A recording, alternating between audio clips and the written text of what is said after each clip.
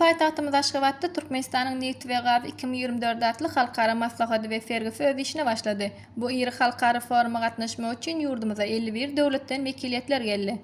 Bugun ýerden Türkmenistanyň Sowda Fenat Edarasynyň fergileri zalyna Türkmenistanyň Neft we Gaz 2024 adly halkara fergisi geçirildi. Oňa dünýäniň ençeme ýurdundan 200 gowrak kompaniýa gatnaşdy. Olaryň arasynda Birleşen Arap Emirlikläriniň Dragon Oil, Türkiýanyň Çalyk Enerji, İlk İnşaat, Tatarstanyň Tatneft, Malaziýanyň Petronas bilen bir hatarda köp sanly kompaniýalary şeýle hem Günorta Koreýanyň, Amerikanyň Birleşen Ştatynyň, Russiýanyň, Ýewropa döwletleriniň kompaniýalary gatnaşýar. Ferginiň açylyş dawrasynda ýurdumyzyň hökümet agzalary, ministrlikleriň we pudoklaýan edaralaryň ýolbaşçylary, köpçülikleýän habar beriş serişdeleriniň wekilleri gatnaşdy. Halkara forumuna gatnaşan wekilletleriň arasynda goňşy Özbegistanyň energetika ministri Jurabek Mirzamahmudow hem bar. Ferginiň açylyş dawrasyndan soňra mehmanlar halkara we yerlik kompaniýalaryň diýwarlyklary bilen tanışdylar. Ferge ozal gatnaşyp gelýän kompaniýalar bilen bir hatarda ilkinji ýerde gatnaşan kompaniýalar hem bar. Olaryň aglabasy Neftgaz pudogyna iş alyp barýan bolsa, köpüsi buğra degişli önümçilikleri amal aşyrýarlar. Turwa geçirjiler uglevodorod aýratynlyklaryny özleşdirmek, gözlemek babatda iş alyp barýan kompaniýalaryň bolmagy gelejegi uly türkmen bazaryna daşar ýurt kompaniýalarynyň gyzyklanmasynyň ulydygyny görkezýär.